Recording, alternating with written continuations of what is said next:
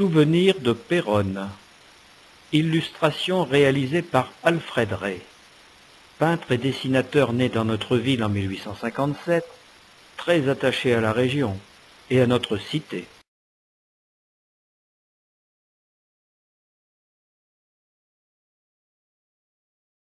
Le conteur picard Maurice Thierry, 1862-1935.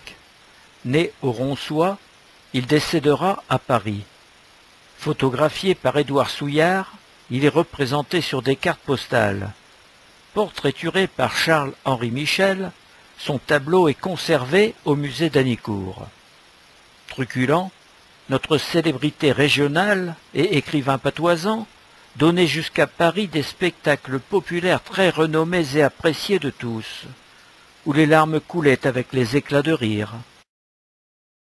Le bonheur que l'homme y cherche sroute est souvent à chez-pied qu'il ravisse passer. Multiple, après 1918, il écrira des ouvrages sérieux sur la ruralité picarde, la guerre en Picardie, mais aussi un excellent James Cook, portrait très documenté, du navigateur et explorateur britannique. Voudrais-je me dire à quoi vous penchez quand vous penchez à rien? Je pense à vous répondre quand vous me demandez rien. Les concours de pêche sont très populaires. Les pêcheurs partent en cortège du café du Petit Saint-Jean sur la Grande Place, où se trouve le siège de leur association. Annuels, les concours rassemblent énormément de participants. Cannes et épuisettes en main, ils rejoignent les rives du canal, où le concours va se dérouler. Au canal, les nombreux concurrents s'installent le long des rives. Le soleil est au rendez-vous. Chaque participant porte un couvre-chef. L'ambiance est sérieuse. Un prix, ça se mérite. Au signal de départ, tous les pêcheurs lancent leur ligne dans l'eau. À la fin du concours, on comptera et l'on pèsera les prises. Superbe prise que ce brochet pêché dans la région ce 6 mars 1912. 1,18 m et 12,7 kg. Que de concours! C'est autant pour la pêche que pour l'élégance des tenues.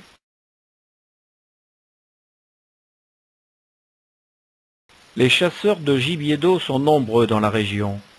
Ils pratiquent la chasse au cygne comme le montre cette carte postale, au canard bien sûr, et tirent aussi sur d'autres migrateurs. Pour cela, ils chassent de nuit à la hutte, au milieu des étangs.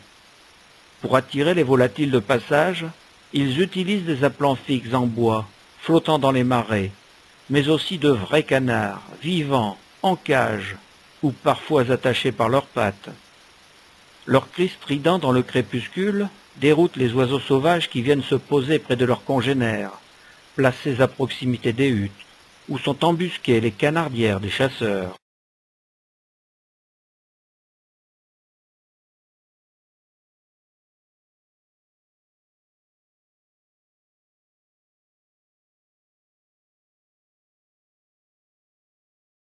La célèbre charcuterie Courtélémon, marque-pan déposée, expose dans sa vitrine le résultat des chasses avant d'en faire d'excellents pâtés de canard.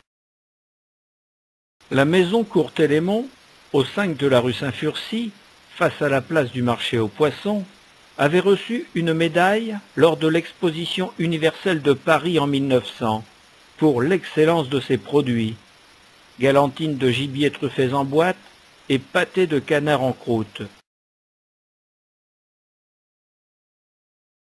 La caserne Foy est construite en 1859, sous Napoléon III, à l'emplacement de l'ancien couvent des Cordeliers. Son nom vient de Maximilien Sébastien Foy, né à Ham le 3 juillet 1775.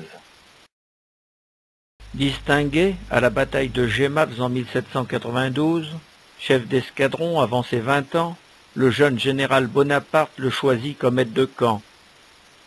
Nommé général en 1808, il participe aux guerres d'Espagne. Lors de la bataille de Waterloo, il reçut sa 17e blessure.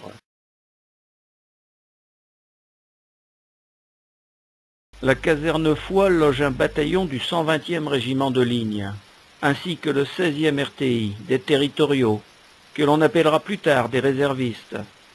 En 1913, ces soldats rejoignent les 2 autres bataillons du 120e à Stenay dans la Meuse et sont remplacés par un bataillon du 72e régiment d'infanterie d'Amiens. L'entrée principale de la caserne Foy se situe rue Béranger. En 1870, elle abritera jusqu'à 3000 hommes. À la veille de la Grande Guerre, un 3e étage y sera ajouté.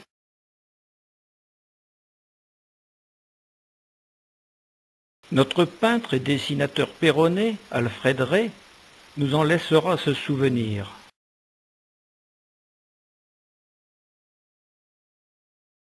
Près de la porte du faubourg de Bretagne se trouve l'une des poudrières de la caserne, le magasin d'habillement, ainsi qu'un cantonnement de réservistes. Dès leur arrivée, tous les futurs territoriaux sont dirigés vers leur logement. Enfin soldats, les terribles toriaux pouvaient exécuter leur période, participer aux manœuvres et défiler.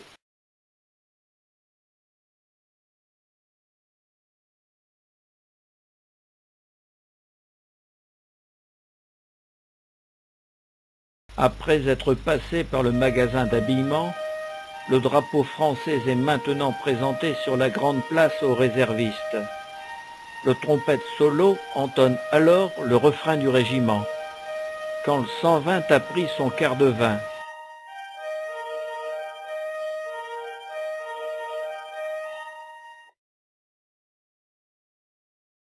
Logement des réservistes du 120e. Les réservistes venant effectuer leur période font l'animation de la ville. Les commerces étaient prospères, les cafés, très nombreux.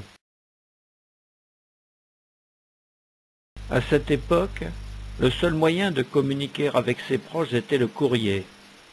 Le nombre important de cartes postales anciennes de Péronne que l'on trouve encore de nos jours provient en grande partie de la correspondance des soldats avec leurs familles.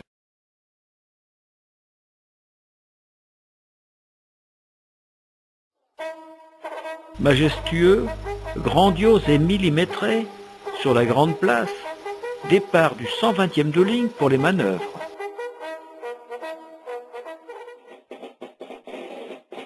Le 120e de ligne en manœuvre en plein soleil. Les hommes s'en protègent comme ils peuvent.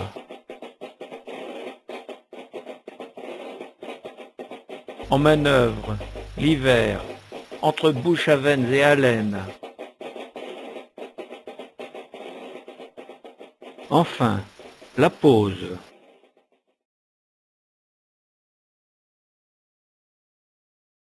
Alfred Rey, par une illustration, nous signale le champ de manœuvre de Nullcifrotte.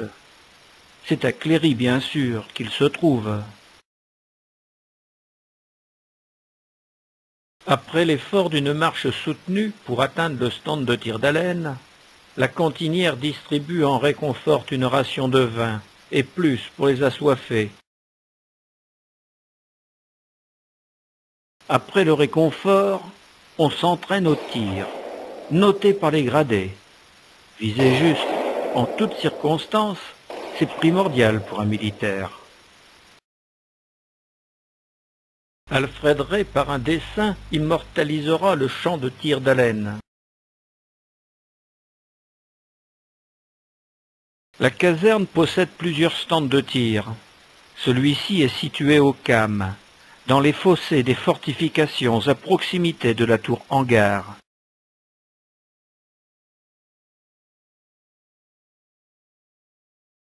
Distribution de cartouches au stand de tir du Cam.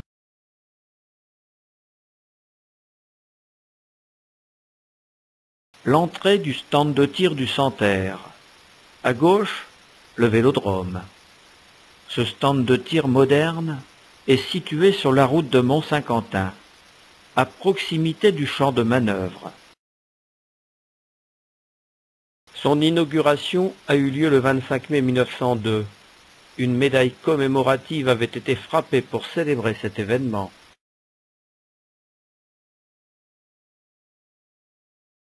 L'intérieur du stand de tir du Santerre. Les militaires s'entraînent avec le matériel le plus récent, des cibles électriques Chevalier. Ce pas de tir est aussi accessible aux civils.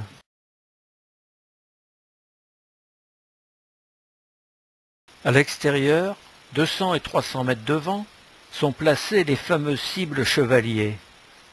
De 1886 à 1890, le lieutenant-colonel Lebel, l'inventeur du célèbre fusil à chargeur, a été affecté à Péronne, au 120e.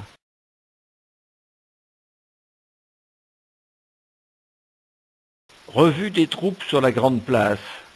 Les 3 légionnaires. 24 janvier 1911. Salutations.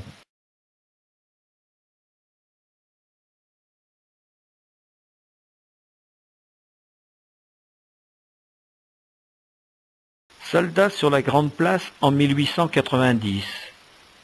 Si l'on prête attention, nous constatons que la statue de Marie Fouret n'est pas encore érigée sur la place du marché aux herbes.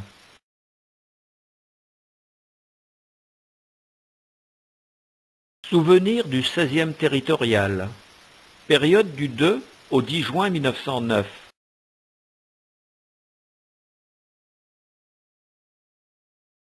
Lors de courtes permissions, les militaires se répandent en ville. Verre en main pour certains, bouteilles de vin sur la table, ces soldats du 16e territorial consomment devant le bistrot.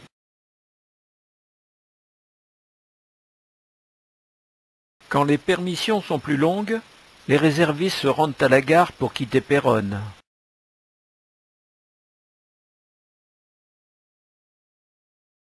Mademoiselle J. Quentin, 33 Grande Place, Péronne-Somme, que nous appellerons dorénavant Jeanne, offre des vues de Péronne et de la Somme en échange des vues de l'Aveyron. 1er janvier 1901, Jeanne Quentin. Jeanne, qui nous a déjà enchantés par sa correspondance et sa description de l'hôtel de ville, nous envoie une nouvelle vue de Péronne et nous donne ici son adresse, indispensable pour recevoir des cartes postales et enrichir ainsi sa collection.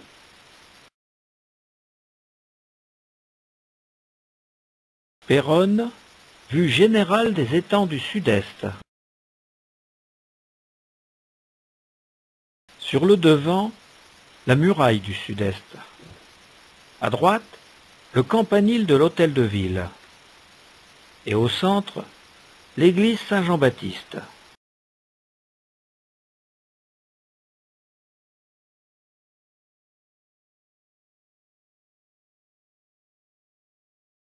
Façade de l'église Saint-Jean-Baptiste. L'église de style gothique flamboyante et sa tour sont construites avec des pierres calcaires provenant des carrières d'Éclusiers-sur-Somme. Sa construction débutera en 1509. Sa consécration aura lieu le 25 août 1525. Sa tour, non représentée sur la bannière de Péronne du siège de 1536, et pour cause, ne sera terminée qu'en 1540, et la totalité de l'édifice en 1550. L'église sera érigée à l'emplacement d'une petite chapelle qui existait déjà en 1101, où l'on avait à cette époque déposé les reliques de saint Marcoul. À l'origine, au pied de la façade sud, le cimetière communal a été transféré hors des murs de la ville après la loi de 1792. L'intérieur de l'église Saint-Jean-Baptiste. La nef centrale, vue de la tribune. La chapelle de la Vierge. Le tableau ornant l'autel de la chapelle de la Sainte Vierge, intitulé « L'Assomption de la Vierge », a parfois été attribué de façon erronée à Fragonard. La chapelle Saint-Furcy. Au centre, la statue dorée de Saint-Furcy en évêque est entourée de ses deux frères, Saint-Foilin et Saint-Ultin. Les deux bœufs de la légende sont présents à ses pieds. Tout contre la paroi de droite se trouve l'un des reliquaires de Saint-Furcy. À l'arrière, la magnifique verrière représentant la vie de notre saint a été offerte en 1868 par la famille Dournel de Bonnival. Lors de la guerre 1870-1871, le vitrail est détruit. Cette même famille généreuse renouvellera sa donation pour le remplacement. La chaire et le chœur de l'église Saint-Jean-Baptiste.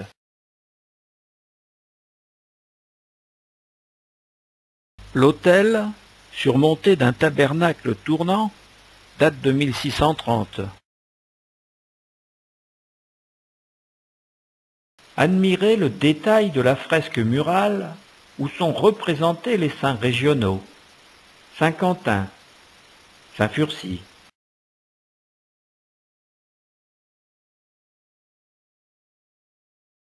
Pour clore le chœur, une grille en fer forgé est installée en 1775, financée par le lieutenant criminel au bailliage, Huet d'Hébécourt. Elle est l'œuvre d'un nommé Vérins, dit Vivarais, ferronnier itinérant de Corbie, compagnon du Tour de France. Elle sera classée monument historique le 25 septembre 1901. Vue intérieure de l'église Saint-Jean-Baptiste, selon un dessin d'Alfred Ray.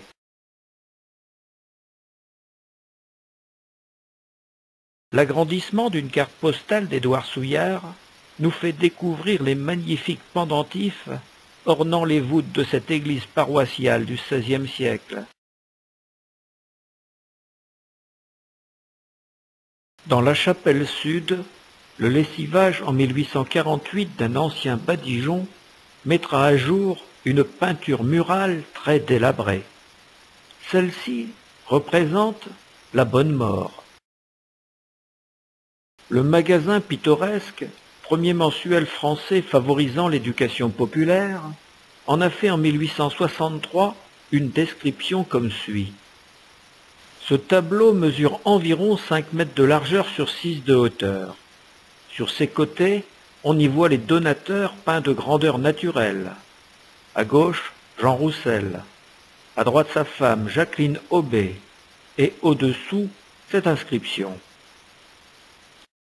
En honneur de Dieu et de la décoration de cette chapelle, noble homme maître Jean Roussel, conseiller du roi, lieutenant particulier civil et criminel au gouvernement et prévôté de Péronne, et dame Jacqueline Aubé sa femme, ont fait faire ce tableau en 1601.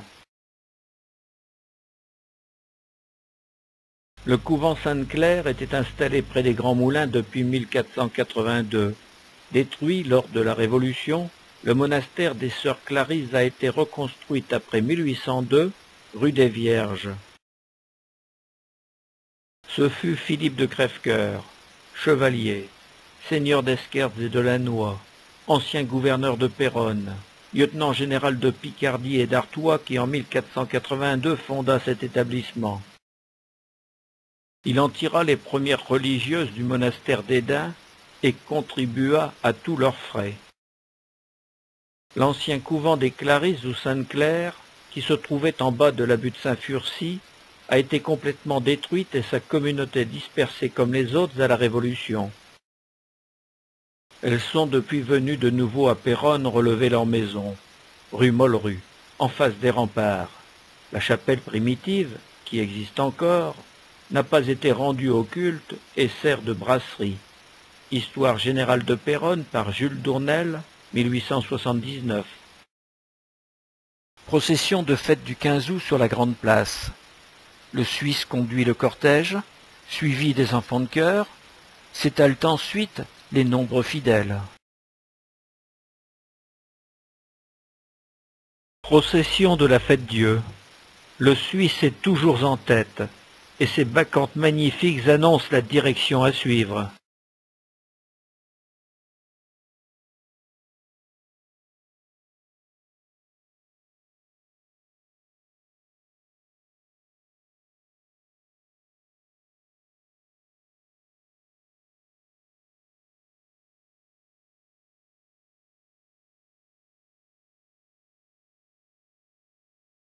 Le 9 août 1909, l'archiprêtre Loyer est reçu processionnellement à Péronne à l'occasion de son installation.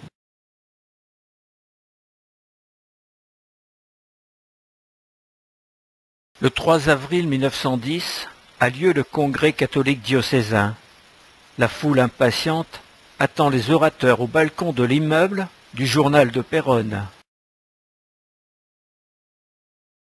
Monseigneur Dizien, évêque d'Amiens, sort des locaux du journal. La séance de clôture aura lieu au théâtre, rue du Blanc-Mouton.